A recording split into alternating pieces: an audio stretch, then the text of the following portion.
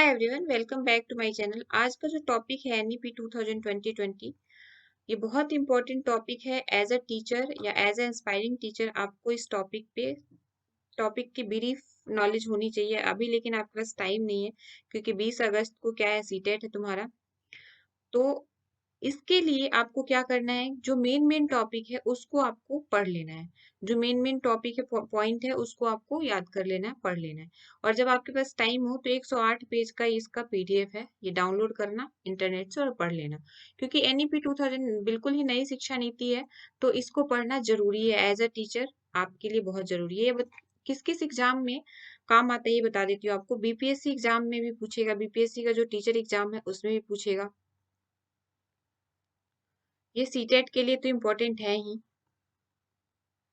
ये UGC net के लिए भी उतना ही इम्पोर्टेंट है। यूजीसी का जो एनटीए नेट करवाता है उसके पेपर 1 के लिए बहुत इम्पोर्टेंट है। या किसी भी टीचिंग एग्जाम या सेट एग्जाम जो स्टेट लेवल की प्रोफेसर की एलिजिबिलिटी टेस्ट होती है, उस एग्जाम के लिए भी इतना ही इम्पोर्टेंट है। तो सबसे पहले इसके मेन टॉपिक पे हम बात कर लेते हैं। जो इसके लिए आप जो जो मुख्य टॉपिक है उस पे हम बात कर लेते हैं, क्या क्या रहने वाला है। इसके जो चेयरमैन है, या पहले जारी इसको कब लागू किया गया है, तो कब लागू किया गया 29 ऑफ जुलाई को, 29 ऑफ जुलाई 2020। ठीक है, ये याद रखना है कब लागू किया गया। इसके चेयरमैन कौन है? इसके चेयरमैन डॉक्टर के कस्तूरी रंगन है। इसके जो चेयरमैन है डॉक्टर के कस्तूरी रंगन सॉरी।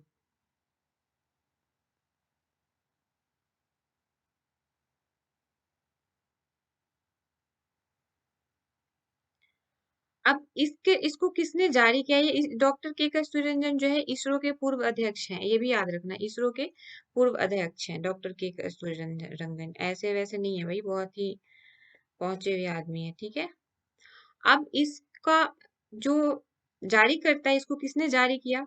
तो इसको जारी करने वाला मानव विकास संसाधन मंत्रालय यानी कि एमएचआरडी जो है वो है। भारत सरकार के जो एमएचआरडी है उन्होंने इसको जारी किया है। ठीक है, अब भारत की प्रथम नीति किसको रिप्लेस करके बना है, हम आगे बात करेंगे ये किसको रिप्लेस करके बना है। तो ये रिप्लेस करके बना है 1986 के एजुकेशन पॉलिसी को रिप्लेस करके बना है। ठीक है, राष्ट्रीय शिक्षा नीति 1968 को 1986 को रिप्लेस करके बना है। ठीक है, ये भारत की कौन सी शिक्षा नीति होगी? तो ये भारत की थर्ड शिक्षा नीति होगी। ठीक है, थर्ड। बहुत सारे इसके इम्पोर्टेंट हैं, जिसमें से आप कब जारी हुआ था ये याद रखना, इसके चेयरमैन कौन है ये याद रखना, इसको किसने जारी किया था या इसको किसने लॉन्च किया था, वो आप अपने लैंग्वेज में लॉन्च कह सकते हो। तो मानव संसाधन विकास मंत्रालय,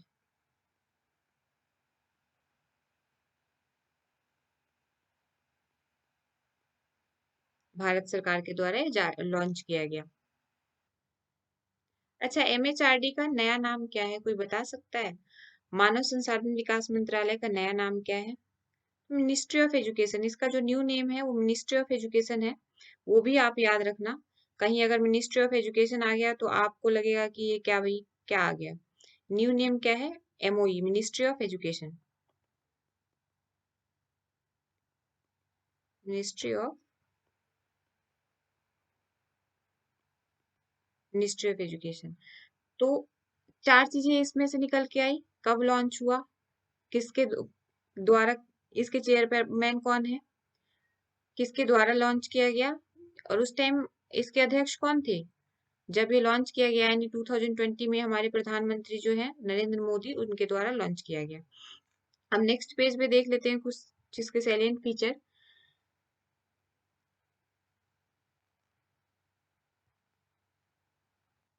इसके मुख्य फीचर क्या है, मुख्य उद्देश्य क्या है? Ensuring universal access at all levels of school education, school education पे फोकस कर रहा है। Attending foundation literacy and numeracy, FLN पे फोकस कर रहा है। लिटरेसी और न्यूमरेसी पे, हिंदी और मैथ्स पे बहुत ज्यादा इसने फोकस किया हुआ है। Reform in school curricular and pedagogy, school के करिकुलर और पेडागोजी पे भी इन्होंने फोकस करा हुआ है।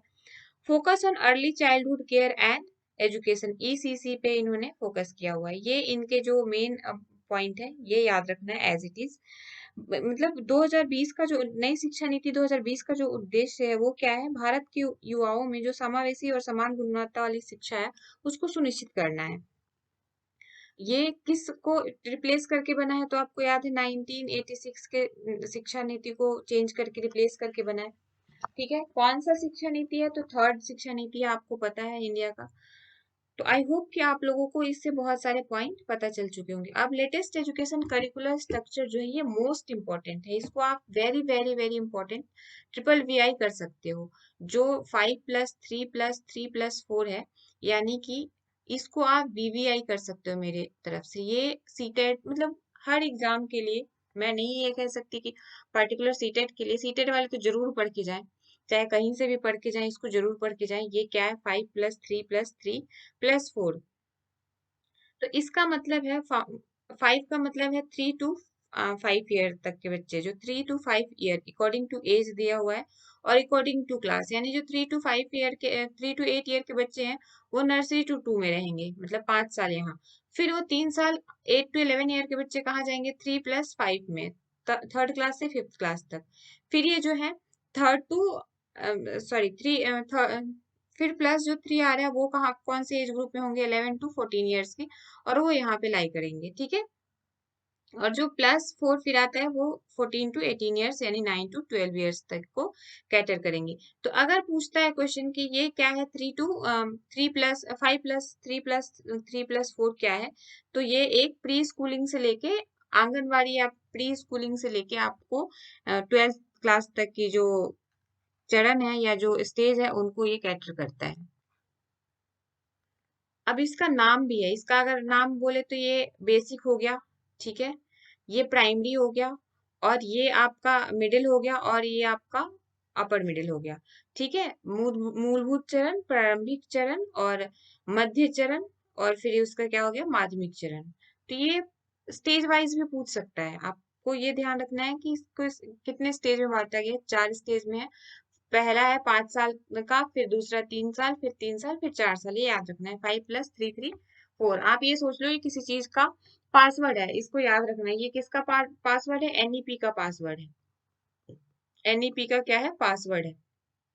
NEP 2020 का पासवर्ड है, ये याद रखना है, 5334।